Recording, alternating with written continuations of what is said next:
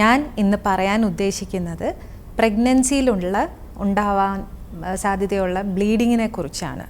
അപ്പോൾ നമുക്കറിയാം പ്രഗ്നൻസി ആവുമ്പോൾ യൂഷ്വലി മാസമുറ വരാറില്ല എന്ന് വെച്ചാൽ മാസക്കുളി ആവാത്തപ്പോഴാണ് നമ്മൾ യൂറിൻ പ്രഗ്നൻസി ടെസ്റ്റ് അല്ലെങ്കിൽ ബ്ലഡ് ടെസ്റ്റൊക്കെ ചെയ്തിട്ട് പ്രഗ്നൻസി ഉറപ്പാക്കുന്നത്. പക്ഷേ അതിന് ശേഷം വരുന്ന ബ്ലീഡിങ് അത് ചിലപ്പോൾ കുഴപ്പമുള്ളതാവാം. അപ്പോൾ ഇത് എന്തൊക്കെ അറിയണം, ഇങ്ങനെ ബ്ലീഡിങ് വരുവാണെങ്കിൽ എന്തൊക്കെ ചെയ്യണം, അതൊക്കെ പറയാൻ വേണ്ടിയാണ് ഞാൻ ഉദ്ദേശിക്കുന്നത്. അപ്പോൾ ഈ പ്രഗ്നൻസിയിൽ വരുന്ന ബ്ലീഡിങ് ചിലപ്പോൾ അത് തുള്ളിയായിട്ട് പോവാം, എന്നുവെച്ചാൽ സ്പോട്ടിങ് എന്ന് പറയും. അല്ലെങ്കിൽ ചിലപ്പോൾ അത് ബ്രൗണിഷ് ഡിസ്ചാർജ് ആയിട്ടായിരിക്കും പോകുന്നത്. അല്ലെങ്കിൽ ചിലപ്പോൾ അത് മാസമുറ പോലെ കുറേ ആയിട്ട് പോവാം. ചിലപ്പോൾ കട്ടയായിട്ട് ക്ലോട്ട്സ് ആയിട്ട് പോകാനും സാധ്യതയുണ്ട്.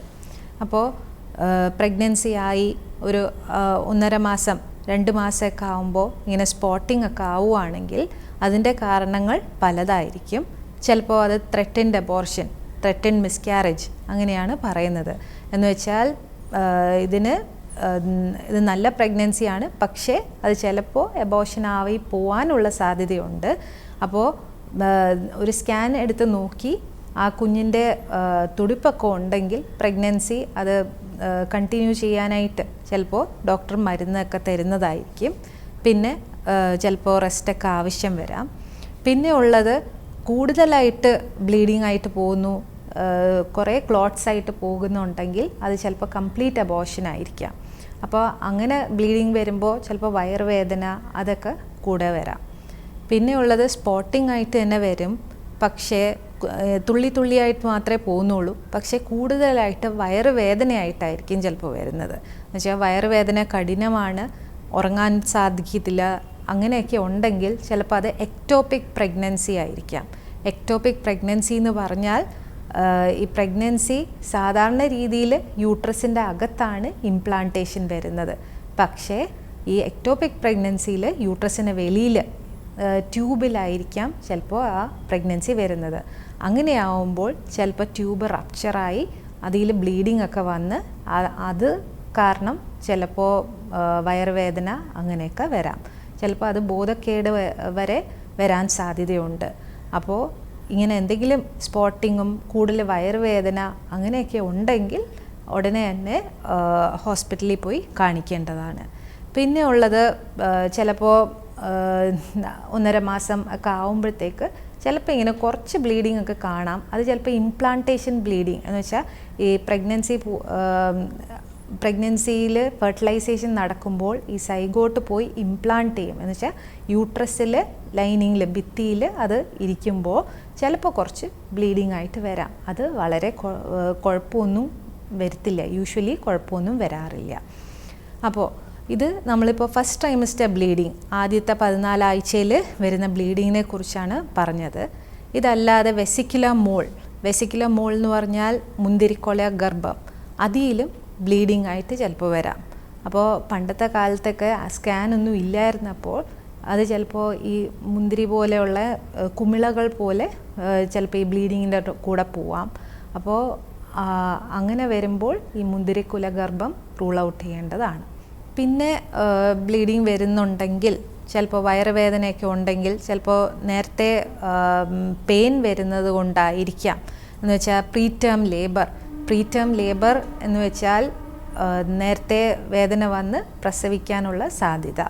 അപ്പോൾ അങ്ങനെ ഉള്ളപ്പോൾ വേദന ഇടയ്ക്കിടയ്ക്ക് വരിക, വേദന കൂടുതൽ കഠിനമായിട്ട് വരിക, കൂടുതൽ ഫ്രീക്വൻസിയിൽ വരിക, അതിൻ്റെ കൂടെ ഒരു രക്തം കലർന്ന് ഒരു ദ്രാവകം പോലെ ഇങ്ങനെ പോവുക, അങ്ങനെയൊക്കെ ഉണ്ടെങ്കിൽ പ്രീടേം ലേബറിൻ്റെ സാധ്യത കൂടുതലാണ്. പിന്നെ ഉള്ളത് കൂടുതൽ ബ്ലീഡിങ് ആയിട്ട് കാണുന്നത് പ്ലാസെൻറ്റ പ്രീവിയ എന്ന് പറഞ്ഞാൽ ഈ മറുപിള്ള താഴോട്ട് എന്ന് വെച്ചാൽ സെർവിക്സിൻ്റെ അങ്ങോട്ട് വരുന്നതാണ് പ്ലാസെൻറ്റ പ്രീവിയ എന്ന് പറഞ്ഞാൽ.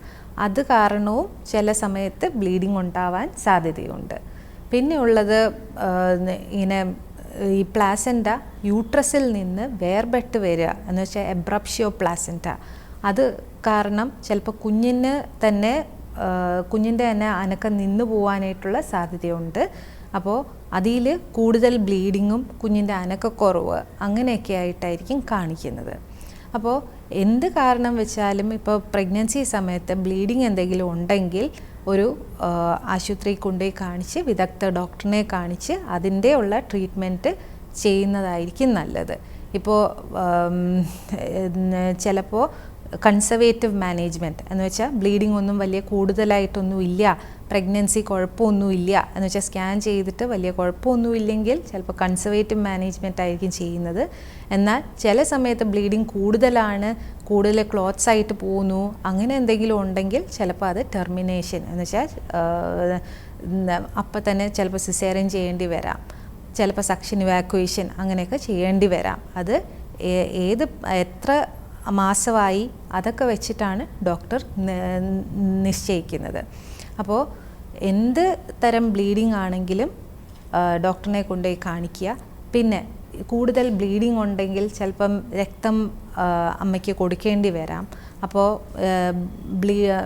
ഈ നെഗറ്റീവ് ബ്ലഡ് ഗ്രൂപ്പൊക്കെ ആണെങ്കിൽ അതൊക്കെ അറേഞ്ച് ചെയ്ത് വെക്കാനായിട്ട് ശ്രദ്ധിക്കണം. പിന്നെ ഉള്ളത് നെഗറ്റീവ് ഗ്രൂപ്പാണെങ്കിൽ ഈ പ്രഗ്നൻസി കഴിഞ്ഞിട്ട് അമ്മയ്ക്ക് ആൻറ്റി-D കൊടുക്കേണ്ടി വരാം. എന്ന് വെച്ചാൽ കുഞ്ഞ് പോസിറ്റീവ് ബ്ലഡ് ഗ്രൂപ്പ് ആണെങ്കിൽ ആൻറ്റി-D എന്ന ഇഞ്ചക്ഷനും കൊടുക്കേണ്ടി വരും.